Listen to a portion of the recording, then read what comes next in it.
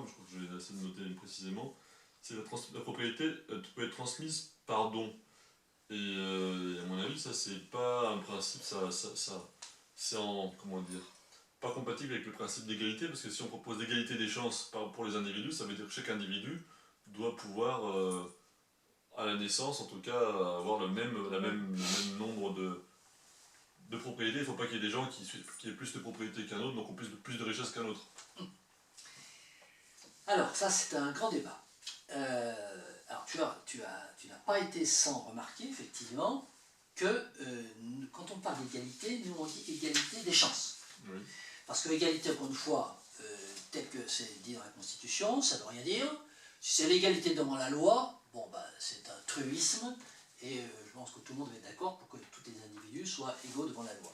Donc, égalité des chances, c'est autre chose. Ça veut dire qu'on tend vers l'égalité des chances. On a présenté comme ça l'égalité sous forme de potentiomètre, avec d'un côté l'égalité, de l'autre côté la liberté, puisque plus on va vers la liberté individuelle, moins on a d'égalité, et plus on va vers l'égalité, une société égalitaire, où tout le monde est pareil, c'est qu'on va prendre, on va répartir, bon, moins on a de liberté individuelle. Et là, on n'est pas dans de l'équation 1 plus 1 égale 2, on est dans de l'approximation, tout au moins dans de la tendance, dans une recherche de tendance. Compromis en tout cas. Oui, compromis. Moi je préfère la notion de curseur qui est la notion d'équilibre plutôt que de compromis, mais enfin pour ça c'est un détail. L'idée est là. L'égalité des chances, ça veut dire qu'on va s'en rapprocher le plus possible. Bon. Donc on n'est pas égalitaire, on n'est pas Saint-Just.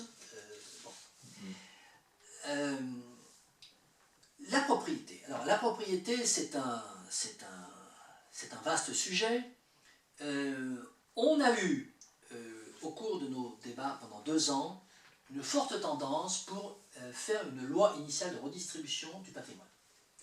C'est-à-dire qu'on fait un inventaire du patrimoine de tous les individus. On met de côté ce qui a été acquis pendant sa durée de vie de labeur, ça on lui laisse. Tout ce qui a été acquis par héritage, on lui enlève et on répartit.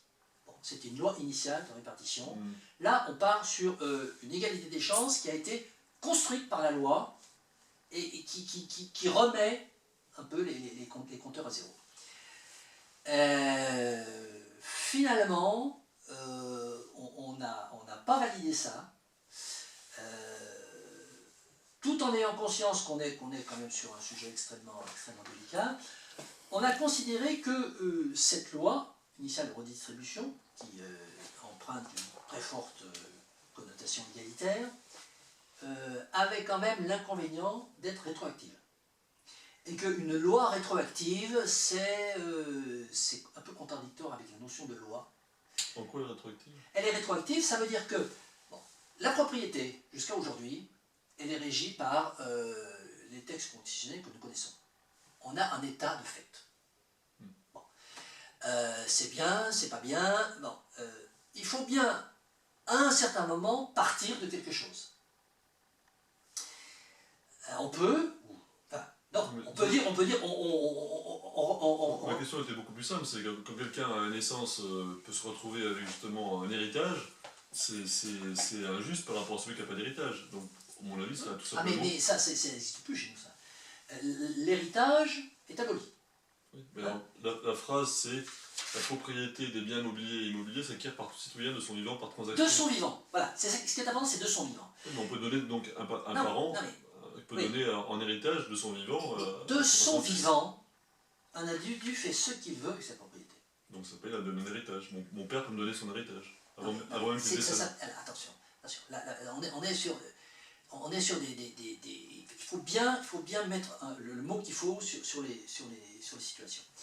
Un héritage, c'est quelque chose qui est d'abord légal, enfin, qui est fabriqué par la loi. C'est-à-dire que, par exemple, tu ne peux pas déshériter tes enfants. Bon. Donc, l'héritage, c'est d'abord une loi qui attribue automatiquement, qu'il le veuille ou non, je simplifie, tes biens, lorsque tu seras mort, à tes enfants. Bon. Nous abolissons cette loi. Nous disons que la propriété est intimement attachée, hein, à la personne vivante. Mais Et que tu peux donner un héritage par anticipation. Au lieu d'attendre de mourir, tu le donnes avant de mourir, c'est tout. non, c'est pas possible. Pourquoi? Pour nous, c'est pas possible. Ah, bah comment vous faites? Parce que là, c'est pas vraiment indiqué. Puisque la propriété C'est- des biens immobiliers s'acquiert par tout citoyen de son vivant, De son vivant. bah il suffit qu'il le donne avant de mourir, c'est tout. Ah, mais s'il le donne, il n'est plus à lui. Oui, bah bon, c'est ce que font la plupart des Ah, parents. mais, Il y en a même qui le font je, deux jours avant de mourir. je pense que tu... Enfin, bon, on serait très surpris de voir ce qui se passe, justement, si on abolit la législation sur l'héritage. L'idée selon laquelle les parents vont automatiquement donner tous de leur vivant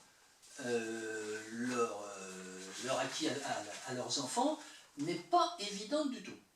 Bah, c'est ce qui se fait aujourd'hui. Hein. Non, mais ce qui se fait aujourd'hui, qu'est-ce qui se fait? Tu as les chiffres? Je n'ai pas de chiffres, mais je vois bien que les plus riches, ils s'arrangent pour que leurs enfants... Aujourd'hui, d'ailleurs, la loi Sarkozy va inciter à ça. Elle a incité à donner avant un certain âge pour justement qu'il y ait moins de taxes. Donc, encore une fois, on revient au principe. Le principe, c'est que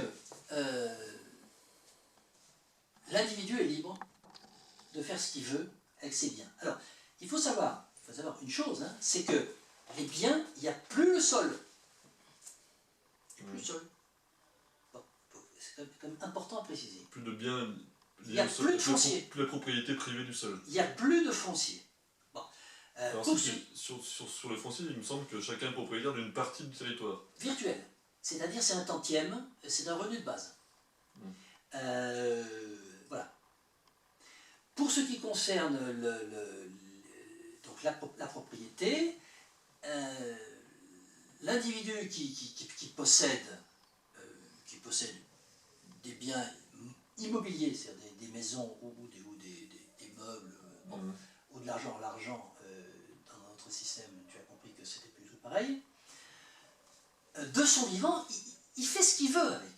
Tu veux dire, on ne rentre pas on reste au niveau des principes, il fait ce qu'il veut avec son argent. Donc à quoi ça sert d'avoir justement une propriété du territoire en proportion, donc qui soit abstraite, si en l'occurrence, si on est paysan, on ne peut pas avoir un terrain pour construire. Donc on en a un, mais on va le louer, c'est ça? Oui. On n'a qu'une partie. Ah, mais c'est pas quelque chose qui existe, hein, construire sur le terrain d'autrui, et il y a des pays d'ailleurs où il y a des propriétés des sols nationaux et on construit sur le sol national. Donc en fait, l'histoire des tantièmes, c'est des tantièmes virtuels, c'est pas des Absolument. tantièmes réels. C'est le fait d'avoir un droit potentiel. Donc du coup, la propriété... Et surtout en revenu. Oui. Propriété collective. C'est un revenu de base. C'est une propriété collective du territoire. Oui. Ok.